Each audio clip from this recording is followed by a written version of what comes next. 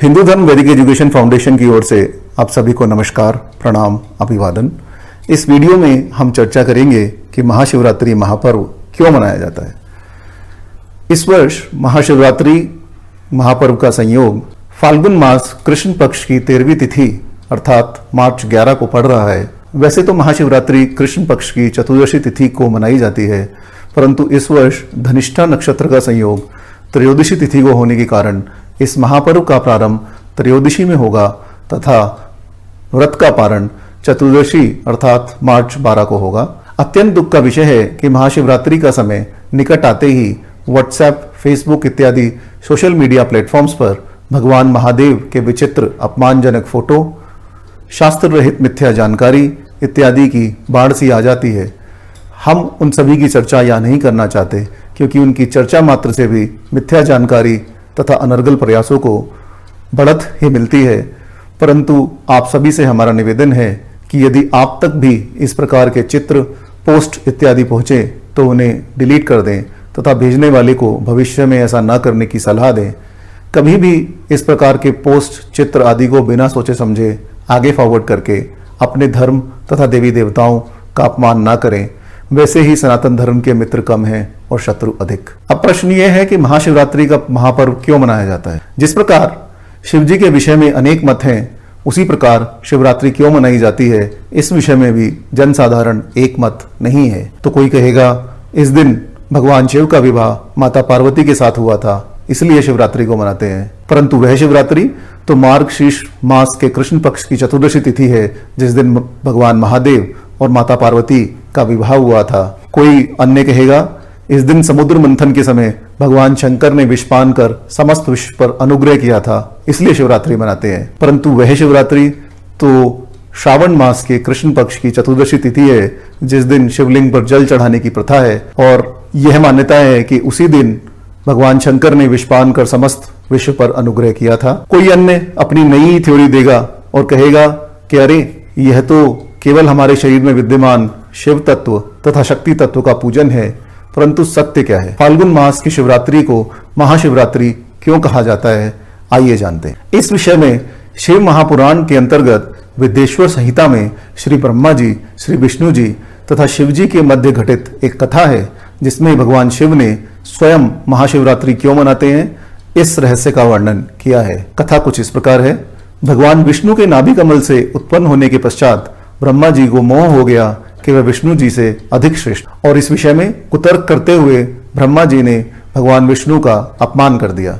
वाद विवाद इतना बढ़ गया कि ब्रह्मा जी तथा विष्णु भगवान और उनके समस्त गणों में परस्पर युद्ध छिड़ गया और समस्त देवता उस परम अद्भुत युद्ध को देखने की इच्छा से आकाश मार्ग में अवस्थित होकर पुष्पों की वर्षा करने लगे। युद्ध का कोई परिणाम निकलता न देखकर भगवान विष्णु ने अत्यंत क्रोधित होकर महेश्वर अस्त्र का संधान किया तथा ब्रह्मा जी ने पाशुपत अस्त्र का संधान किया। इस भयंकर युद्ध के कारण सृष्टि के विनाश की आशंका से सभी देवगण महेश्वर शिव जी की शरण में गए और शिव जी उस युद्ध भूमि में भगवान विष्णु तथा ब्रह्मा जी के मध्य विशाल अग्निस्तंभ के रूप में स्थित हो गए। उस अग्निस्तंभ से उत्पन्न तेज के कारण वह दोनों दिव्यास्त्र स्वतः शांत हो गए तथा भगवान विष्णु और ब्रह्मा जी के मध्य प्रारंभ हुआ वह विनाशकारी युद्ध समाप्त हो गया। परंतु भगवान विष्णु तथा ब्रह्मा जी को उस अग्निस्तंभ के रूप में उत्सुकता होने लगी और उसके आदि अंत की जांच के लिए वह दोनों उसके मूल की खोज में चल पड़े। भगवान विष्णु ने वराह अवतार धारण किया तथा उस अग्निस्तंभ के अंत को जानने के लिए पृथ्वी खोदते हुए नीचे की ओर पाताल में चल पड़े तथा ब्रह्मा जी आकाश मार्ग से उस अग्निस्तंभ का आदि जानने के लिए हंस रूप में ऊपर की ओर चल पड़े। पाताल लोक को खोदकर बहुत दूर तक जाने के पश्चात भी भगवान विष्णु को उस तेजस्वी स्तंभ का आधार दिखाई नहीं दिया और अंत में थक कर वह युद्ध भूमि में वापस आ गए। वहीं आकाश मार्ग से जाते हुए ब्रह्मा जी बहुत देर तक उस स्तंभ की दिशा में बढ़ते रहे, परंतु कुछ समय पश्चात उन्होंने एक केतकी पुष्प को नीचे गिरते हुए देखा और उन्होंने उस केतकी पुष्प से पूछा कि तुम क्यों गिर रहे हो? क्या तुमने इस अप्रमेय अग्निस्तंभ का आदि देखा है? तब उस केतकी पुष्प ने उत्तर दिया कि मैं बहुत समय से इस स्तंभ के साथ साथ नीचे की ओर गिरता जा रहा हूं, परंतु ना तो मैंने इस अग्निस्तंभ का आदि देखा है और ना अंत। अतः आप भी इस आशा को छोड़ ही दीजिए। तब ब्रह्मा जी ने केतकी पुष्प से कहा, यदि ऐसा है तो तुम्हें मेरा एक काम करना पड़ेगा। तुम्हें केवल विष्णु भगवान के पास जाकर यह कहना है कि ब्रह्मा जी ने इस आदि स्तंभ के मूल को देख लिया है। हे अच्युत, मैं उसका साक्षी हूं। ब्रह्मा जी का ऐसा आदेश पाकर केतकी पुष्प ने युद्ध भूमि में जाकर भगवान विष्णु से मिथ्या ही कह दिया कि ब्रह्मा जी ने इस स्तंभ का अग्रभाग देख लिया है और मैं इसका साक्षी हूं। भगवान विष्णु ने उस झूठ को सत्य मानकर ब्रह्मा जी को प्रणाम कर उनका षोडशोपचार से पूजन किया।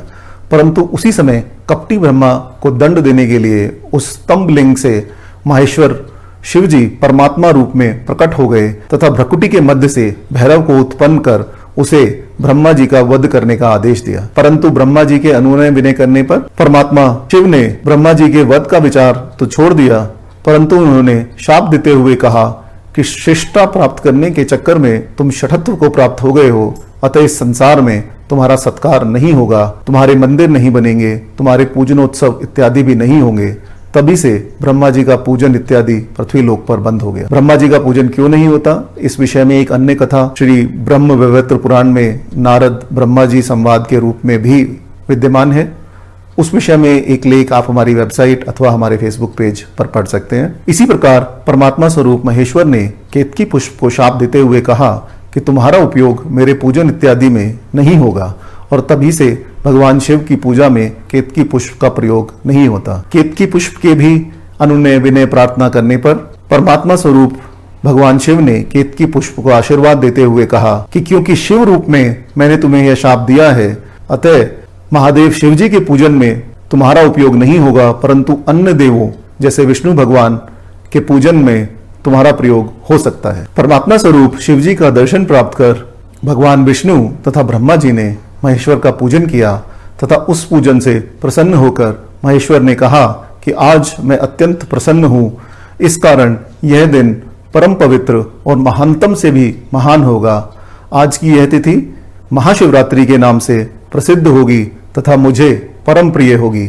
आज के दिन जो साकार रूपी विग्रह तथा निराकार रूपी लिंग की सेवा पूजा अर्चना करेगा, वह मनुष्य सभी कार्यों में सदैव सफल होगा। शिवरात्रि को व्रत रखने के संबंध में शिव जी ने कहा, शिवारात्रा व होत्रम निराहारो जितेन्द्रियः अर्चयेद्वा यथा नासम यथा बलम वंचकः यत् फलम मम पूजायाम वर्षमेकं निरंतरम तत्फलम लभ्यते सद्य शिवरात्रो मज्जरनाथ। अर्थात जो शिवरात्रि को दिन रात निराहार एवं जितेंद्रिय रहकर अपनी शक्ति के अनुसार निष्कपट भाव से मेरी यथोचित पूजा करेगा, उसको मिलने वाले फल का वर्णन सुनो।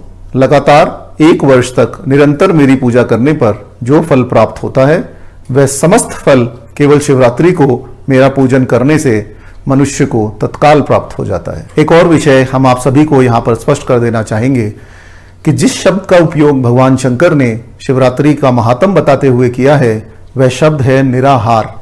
क्योंकि आपको बहुत से ऐसे महानुभाव भी मिल जाएंगे जो अपनी तर्क बुद्धि के बल पर उपवास का शाब्दिक अर्थ देते हुए आपको कहेंगे कि उपवास का अर्थ होता है समीप निवास। तो भगवान ने कहाँ कहा है कि व्रत रखो, निराहार रहो, इसलिए मस्त रहो। शिव जी तो वैसे ही करुणा के दाता हैं, भोले बाबा हैं, 1 लोटा जल से ही वह प्रसन्न हो जाते हैं। तो व्रत किस लिए रखते हो? शिवलिंग पर 1 लोटा जल चढ़ा दो और नमस्कार कर लो, बस हो गई छुट्टी। परंतु ऐसा नहीं है।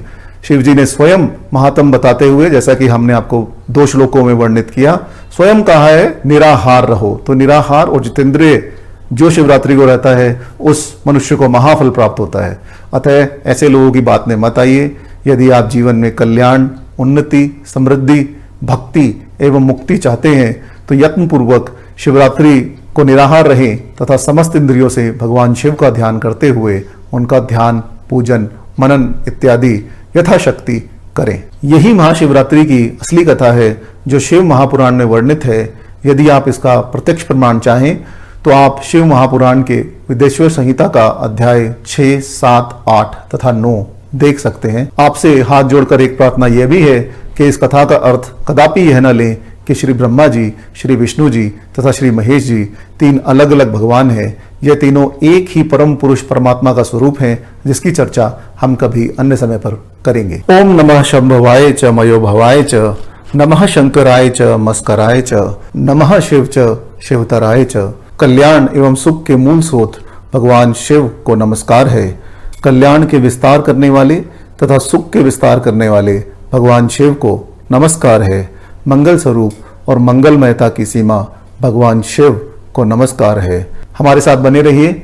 अगले भाग में हम चर्चा करेंगे कि शिव जी के संबंध में अनेकों मतों के पाए जाने का क्या कारण है। ओम नमः शिवाय। ओम नमो भगवते वासुदेवाय।